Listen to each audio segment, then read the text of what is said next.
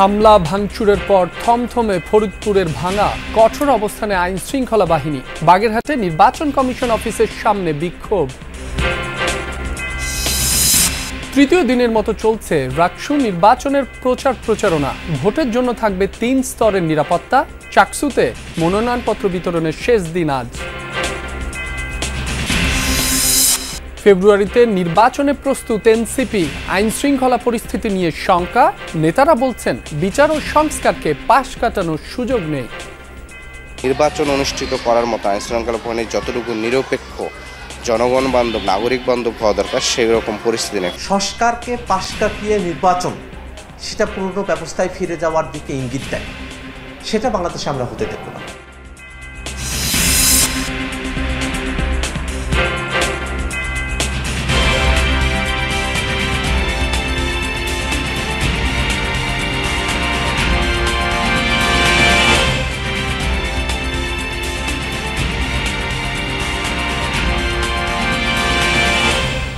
যমুনা নিউজে আমন্ত্রণ। আপনাদের সাথে আছি মাসুম রাব্বি। এতক্ষণ শিরোনাম দেখছিলেন।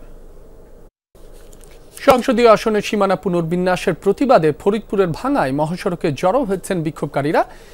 সতর্ক অবস্থানে আইন শৃঙ্খলা রক্ষাকারী বাহিনী। সেখানকার সবশেষ পরিস্থিতি জানবো সহকর্মীদের কাছ থেকে। শুরুতেই যুক্ত হচ্ছেন তাজনুর ইসলাম। তাজনুর, যেসব স্থাপনায় হামলা চালানো হয়েছিল সেখানকার সেবা কার্যক্রম কিভাবে চলছে? প্রশাসনের অবস্থান কি? রাবি, আপনার প্রথম প্রশ্নের উত্তর দিয়ে শুরু করি।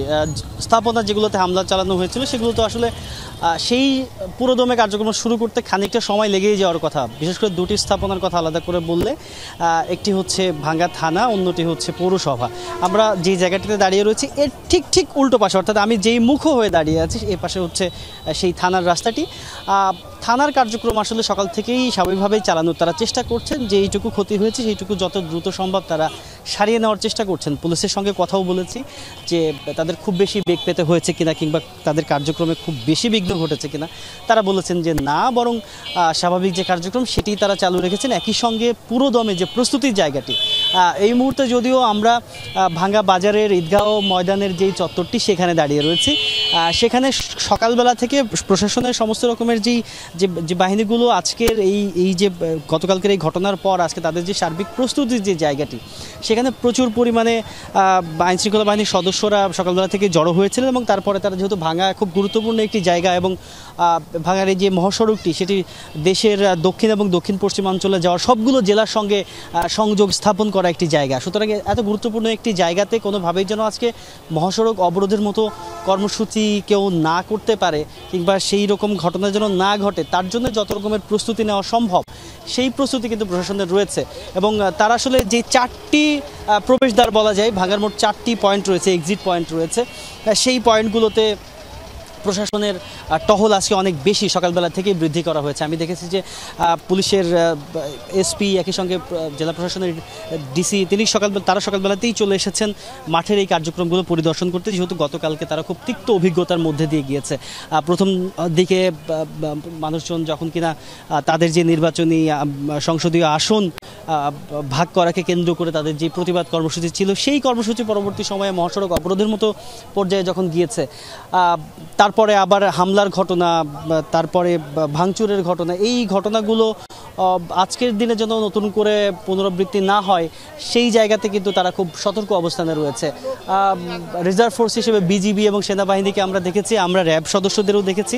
একই সঙ্গে বিপুল সংখ্যক পুলিশ সদস্যকে আজকে ভাঙায় আলাদা করে আনা হয়েছে, যাতে করে পুরো পরিস্থিতিকে শান্ত রাখা যায় এবং সেই পরিস্থিতিকে মোকাবেলা করা যায়। রাব্বি। তাজনুর, আপনাকে ধন্যবাদ। আমাদের আরেক সহকর্মী রয়েছেন হিমেল, তার কাছে যাচ্ছি। আপনি রয়েছেন ঢাকা বরিশাল মহাসড়কে, সেখানকার অবস্থা, সার্বিক পরিস্থিতি জানাবেন আমাদের।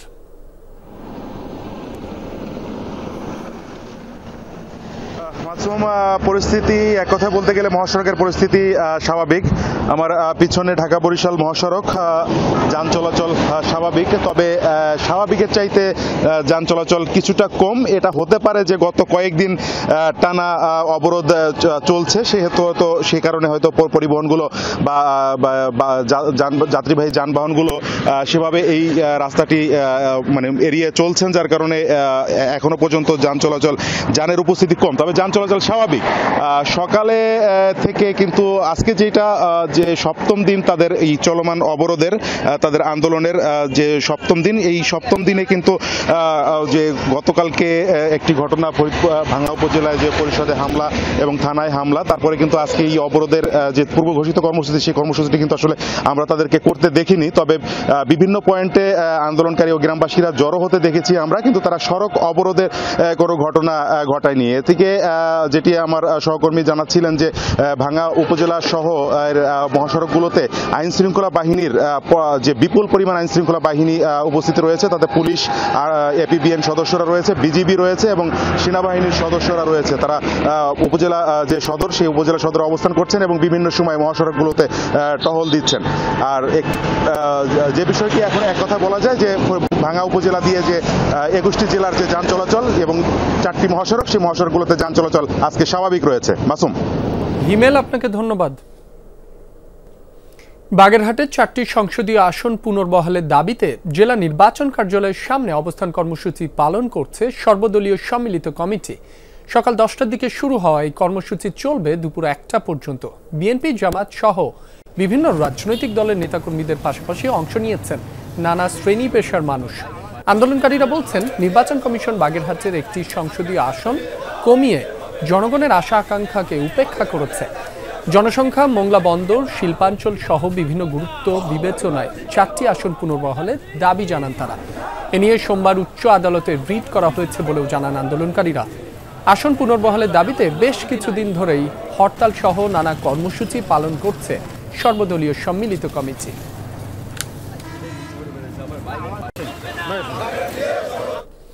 এ বিষয়ে আরো জানাতে যুক্ত হচ্ছেন সহকর্মী ইয়ামিন আলী। ইয়ামিন, এখন সার্বিক পরিস্থিতি কেমন দেখছেন আর কি কি কর্মসূচি আছে?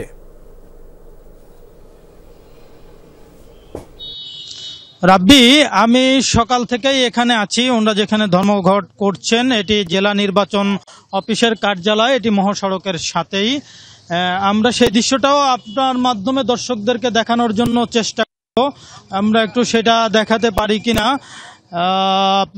এই যে আমরা দেখছি যে নেতা কর্মীরা একেবারে সকাল থেকেই, অর্থাৎ 9:30টার পর এক গ্রুপ যাচ্ছে বা এক গ্রুপ সাইডে যাচ্ছে, আর এক গ্রুপ আছে এই জায়গাটিতে তারা অবস্থান নিয়ে রাখছে। আমরা দেখছি নারী সদস্যরাও এটি অংশগ্রহণ করেছে সুশীল সমাজের প্রতিনিধিরাও, ব্যবসায়ীরাও অংশগ্রহণ করেছে। অর্থাৎ তারা যেটি বলতে চাচ্ছে যে এটি আমাদের এটি আমাদের কোনো দলীয় কর্মসূচি, বাগেরহাটবাসীর কর্মসূচি, এটি সর্বস্তরের মানুষের কর্মসূচি, যারা বাগেরহাটবাসী তাদের কর্মসূচি। কারণ হলো যে এখানে বাগেরহাটের স্বার্থ রয়েছে, এখানে কোনো দল বা গোষ্ঠী বা কোনো রাজনৈতিক দলের এজেন্ডা এটি নয়। এটি বাগেরহাটের যারা সর্বস্তরের মানুষ তাদের এজেন্ডা। এই আসন 4টি 1970 সাল থেকেই ছিল এবং এই প্রথম একটি আসন কমিয়ে একটি খসড়া গেজেট প্রকাশ করেছে নির্বাচন কমিশন। তারা যেটি বলছেন যে তারা আইনি প্রক্রিয়াটাও শুরু করেছে। গতকালকে তারা উচ্চ আদালতে রিট করেছেন এবং একাধিক রিট হয়েছে। তারা যেটি বলছেন যে আমরা আইনের মাধ্যমে আমাদের এই আসনটি ফিরে পাবো, আর যতক্ষণ পর্যন্ত আমরা এই আসনটি নিশ্চিত না হব ততক্ষণ পর্যন্ত আমাদের যে শান্তিপূর্ণ কর্মসূচি, এই কর্মসূচি অব্যাহত থাকবে। আর যতক্ষণ পর্যন্ত এই কর্মসূচিতে নির্বাচন কমিশন সাড়া না দেবে ততক্ষণ পর্যন্ত তারা রাজপথ ছাড়বেন না। তারা তাদের আসন যতক্ষণ নিশ্চিত না হবে ততক্ষণ রাজপথে আছেন। নিশ্চিত হওয়ার পরে তারা তাদের রাজনৈতিক কর্মকাণ্ডে ফিরে যাবেন বলে তারা জানিয়েছেন। আজকে নতুন আর কোনো কর্মসূচি নাই, 1টা পর্যন্ত তারা এখানে অবস্থান করবেন। আগামীকালকেও ঠিক সকাল 9টা থেকে 1টা পর্যন্ত জেলা নির্বাচন অফিসের গেট সহ উপজেলা যে নির্বাচন অফিসগুলি আছে সেই অফিসগুলির প্রধান ফটকে তারা অবস্থান নেবেন এবং তারা তাদের যে কর্মসূচি সেটি শান্তিপূর্ণভাবে পালন করবেন। রাব্বি। ইয়ামিন, আপনাকে ধন্যবাদ। রাজশাহী বিশ্ববিদ্যালয় কেন্দ্রীয় ছাত্র সংসদ, রাকসু ও হল সংসদ নির্বাচনের 3য় দিনের মতো প্রচারে ব্যস্ত প্রার্থীরা। সকাল থেকে একাডেমিক ভবন, আবাসিক হল সহ ক্যাম্পাসের বিভিন্ন স্থানে গণসংযোগ করছেন প্রার্থীরা। নানা প্রতিশ্রুতি দিয়ে শিক্ষার্থীদের দৃষ্টি আকর্ষণের চেষ্টা করছেন তারা। রাকসুতে 23টি পদে লড়ছেন 247 প্রার্থী। এর মধ্যে ভিপি পদে 18, জিএস পদে 13 ও এজিএস পদে 16 জন প্রতিদ্বন্দ্বিতা করছেন। ছাত্রদল মনোনীত ঐক্যবদ্ধ নতুন প্রজন্ম, শিবির সমর্থিত সম্মিলিত শিক্ষার্থী জোট সহ এ পর্যন্ত 13টি প্যানেল ঘোষণা করা হয়েছে। আগামী 25 সেপ্টেম্বর রাকসু ও হল সংসদের ভোট গ্রহণ হবে। মোট ভোটার প্রায় 29,000। রাকসু নির্বাচনের প্রচারণার আরও খবর জানবো। যুক্ত হচ্ছেন সহকর্মী তারেক মাহমুদ। তারেক, তৃতীয় দিনে প্রচারণা কেমন দেখছেন? প্রশাসনের পক্ষ থেকে কি আজ কোনো ব্রিফিং আছে কিনা সে বিষয়েও জানাবেন। রাব্বি, উৎসব মুখর পরিবেশে রাজশাহী বিশ্ববিদ্যালয়ের যে রাকসুর যে প্রচারণা সেটি সকাল থেকে শুরু হয়েছে। যারা প্রার্থী রয়েছে তারা সকাল থেকে রাজশাহী বিশ্ববিদ্যালয়ের, আমি রয়েছে এখন টুকিটাকি চত্বরে, টুকিটাকি চত্বর, রাজশাহী বিশ্ববিদ্যালয় পরিবহন মার্কেট এবং শহীদুল্লাহ কলাভবন, 4 সায়েন্স বিল্ডিং থেকে শুরু করে অনেক জায়গাতেই আসলে যে প্রচারণা সেটি কিন্তু প্রার্থীরা যারা ঠিক এই সময়টা আসলে অনেক ডিপার্টমেন্টের ক্লাস সেটি শেষ হয় এবং ক্লাস শেষ হওয়ার পরে সকলে আসেন এই টুকিটাকি চত্বরে নাস্তা করতে। সেই জায়গাটিতে আসলে যারা ক্যান্ডিডেট তারা এসেছেন এবং এসে তাদের যে প্রচারণা সেটি শুরু করেছেন। আপনি নিশ্চয় দেখতে পাচ্ছেন। এবং আরেকটি বিষয় বলে রাখি যে একটু আগে রাজশাহী বিশ্ববিদ্যালয়ের প্রক্টর মাহবুবুর রহমান স্যার, তার সাথে আমাদের কথা হয়েছে। তিনি বলেছেন যে 25 সেপ্টেম্বর রাকসু নির্বাচনে 3 স্তরের যে নিরাপত্তা ব্যবস্থা সেটা নেওয়া হবে এবং সেখানে প্রায় 1,500 আইন শৃঙ্খলা বাহিনীর সদস্য তারা নিয়োজিত থাকবেন এবং রাজশাহী বিশ্ববিদ্যালয়ে যে কোনো অনাকাঙ্ক্ষিত ঘটনা এড়াতে যে কয়েকজন ম্যাজিস্ট্রেট নিয়োগ করা হবে এবং আইন শৃঙ্খলা বাহিনীর সাথে তারা বসেছেন, প্রশাসনের সাথে তারা বসেছেন। নির্বাচন সুষ্ঠু করতে সার্বিক যে কার্যক্রম সেটি নেওয়া হয়েছে। সকাল থেকে আমি যেমনটি দেখছি যে রাজশাহী বিশ্ববিদ্যালয়ের বিভিন্ন গুরুত্বপূর্ণ মোড়গুলোতে বিভিন্ন বিভাগের সামনে কিন্তু প্রার্থীরা তাদের যে নির্বাচনী ইস্তেহার, অঙ্গীকারনামা সেটি যারা ভোটার রয়েছে তাদের কাছে তুলে ধরছেন। সেই সাথে সাথে তারা সবথেকে যে বেশি গুরুত্ব দিচ্ছেন যে বিষয়গুলো সেটা হচ্ছে রাজশাহী বিশ্ববিদ্যালয়ের যে আবাসন ব্যবস্থা সেটি উন্নতি করতে হবে, সে বিষয়ে তারা কাজ করবেন এবং বিশ্ববিদ্যালয়ের শিক্ষার্থীদের যে সুবিধা অসুবিধা বিবেচনা রেখে ক্যাম্পাসে একটি মডেল ফার্মেসি নির্মাণ, সেই সাথে সাথে রাজশাহী বিশ্ববিদ্যালয়ের যে স্বাস্থ্যকেন্দ্র রয়েছে সেখানে চিকিৎসার আধুনিকায়ন, ঔষধের সার্বিক যে সেবা সে বিষয় এবং বিশেষ করে নারীদের জন্য নারী শিক্ষার্থীদের মানসিক স্বস্তি বিকাশে ব্যক্তিগত প্রয়োজনে অনুষদে স্যানিটারি ন্যাপকিনের সুবিধাসহ কমন রুম, নামাজ ঘর থেকে শুরু করে ধর্মীয় প্রতিষ্ঠানগুলো রয়েছে। বিভিন্ন বিষয়গুলো আসলে যারা প্রার্থী রয়েছেন তারা ভোটারদের দ্বারে দ্বারে যাচ্ছেন। বলা যায় যে এই তৃতীয় দিনে কিন্তু সকাল থেকে একদমই জমজমাট রাকসুর প্রচারণা। রাব্বি, তারেক, আপনাকে ধন্যবাদ।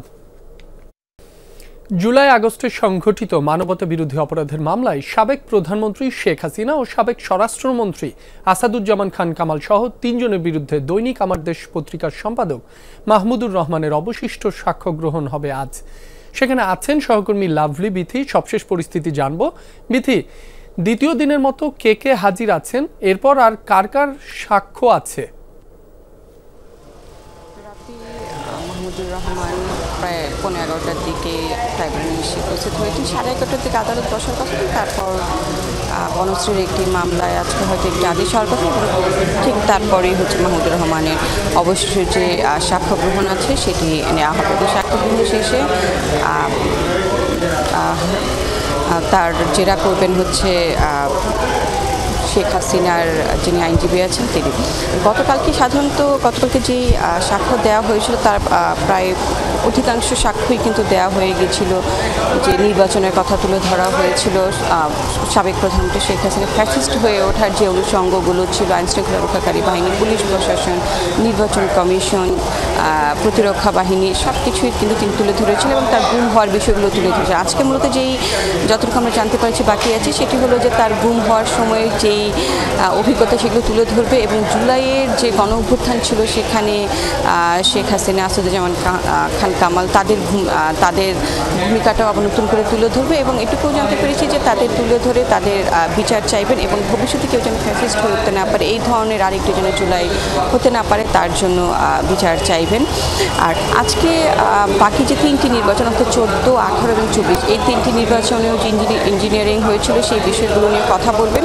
যেমনটি গতকালকে বলেছিলেন 2008-এর নির্বাচনে ভারতের একটি ভূমিকার কথা বলেছিলেন, 2014 নির্বাচনেও তিনি কথা বলতে পারেন, সেখানে ভারতের ভূমিকার কথা উল্লেখ থাকবে বলে যতটুকু জানতে পেরেছি।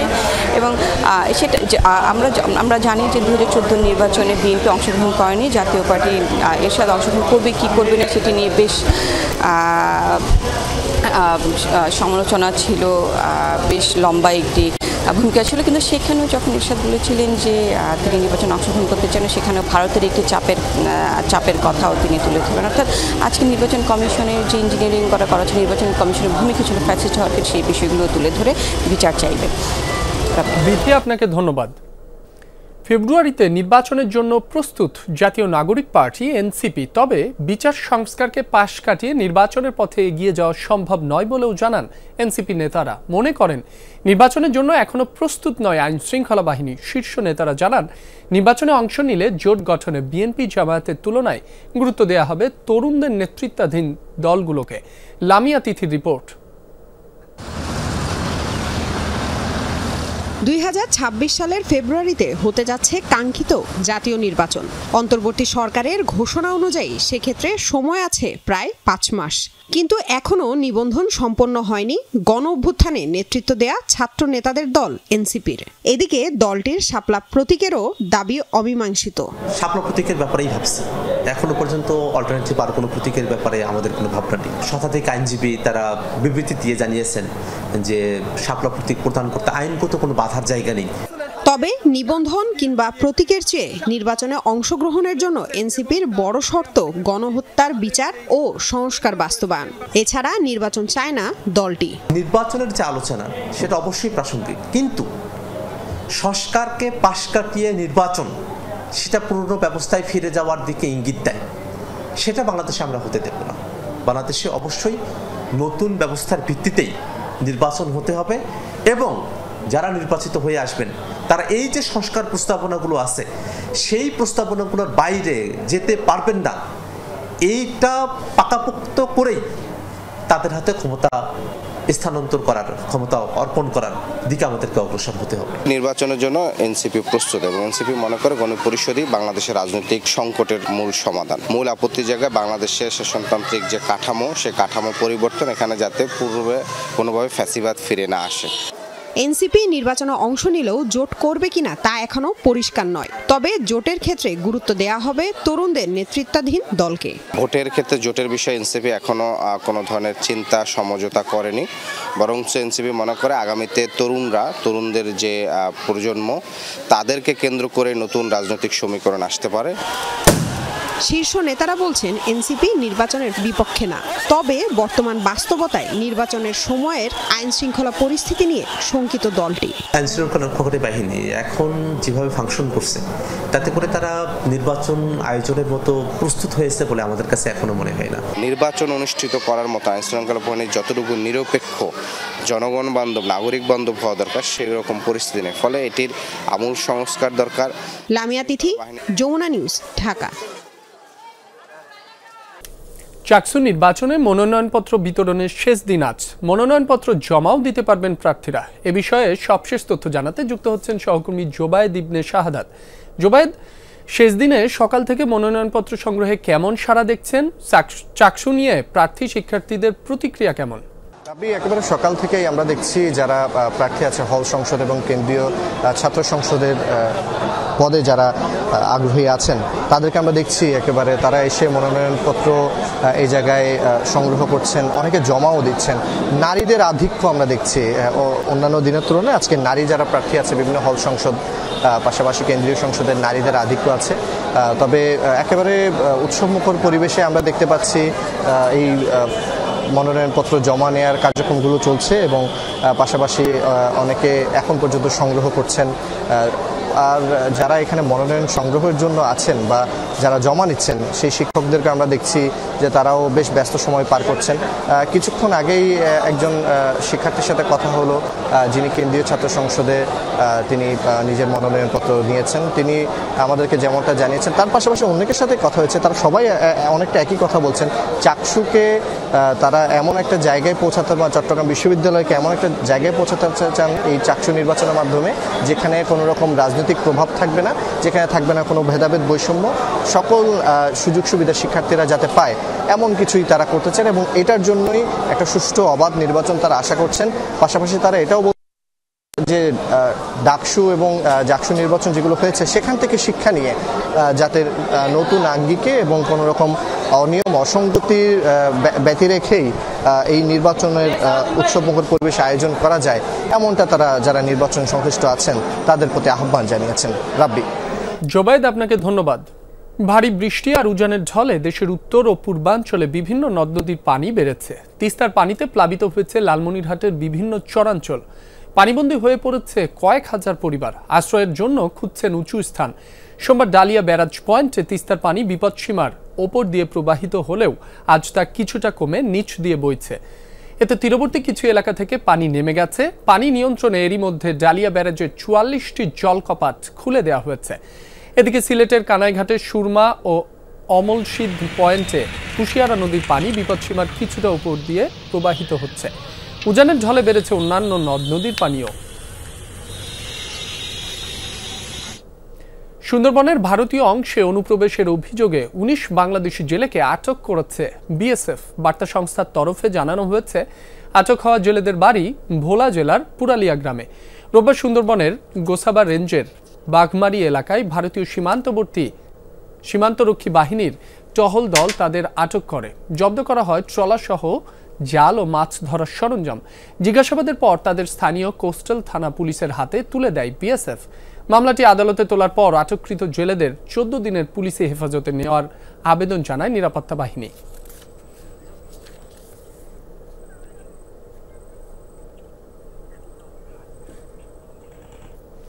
অবৈধ অনুপ্রবেশের দায়ে দীর্ঘ ৬.৫ বছর কারাভোগের পর বাংলাদেশি বজরঙ্গি ভাইজান খ্যাত শামসুল হুদার সহযোগিতায় পরিবারের কাছে ফিরে গেলেন রামদেব মাহাতো। সোমবার দুপুরে চাঁপাইনবাবগঞ্জের সোনা মসজিদ স্থলবন্দর দিয়ে তাকে ভারতীয় কর্তৃপক্ষের কাছে হস্তান্তর করা হয়। কারাগার সূত্রে জানা গেছে ৬০ বছরের বৃদ্ধ রামদেব ২০১৮ সালের ২৯ নভেম্বর চাঁপাইনবাবগঞ্জের সীমান্ত দিয়ে বাংলাদেশে অনুপ্রবেশ করায় তার ৬ মাসের কারাদণ্ড হয়। ২০১৯ সালের ২৯ মে সাজা শেষ হয় তার, কিন্তু ঠিকানা লিপিবদ্ধ না থাকায় তাকে নিজ দেশে ফেরত পাঠানো সম্ভব হয়নি। ফলে তিনি কারাগারে ছিলেন অন্তরীণ। খবর পেয়ে শামসুল হুদা বিভিন্ন গণমাধ্যমে রামদেবের পরিবারের সাথে যোগাযোগ স্থাপন করেন। পরে প্রশাসনের সহযোগিতায় তাকে দেশে পাঠাতে সক্ষম হন। গত ৪ বছরে শামসুল হুদা ১০ থেকে ১২ জন ভারতীয় নাগরিককে কারামুক্ত করে ভারত পাঠিয়েছেন।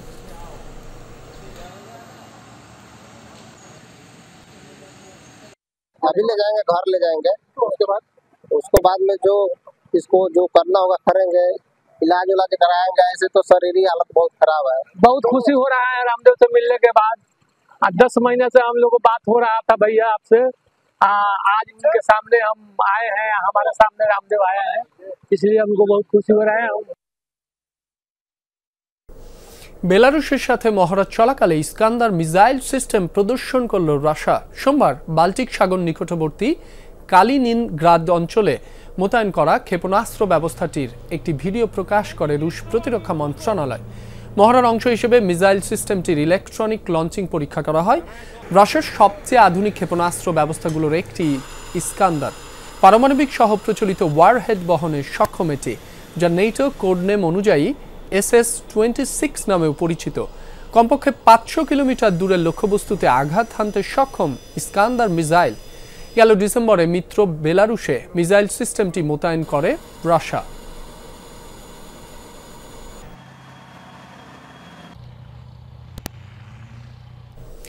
আন্তর্জাতিক খেলার আসর থেকে এবার ইসরায়েলকে নিষিদ্ধ করার দাবি জানিয়েছেন স্পেনের প্রধানমন্ত্রী পেদ্রো সানচেজ।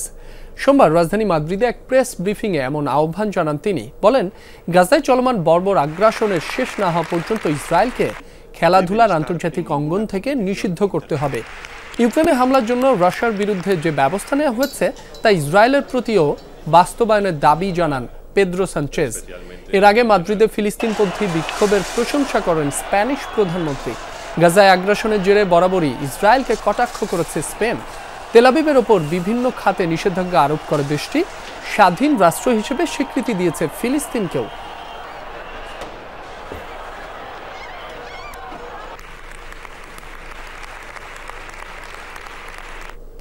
দর্শক, এই ছিল যমুনা নিউজে।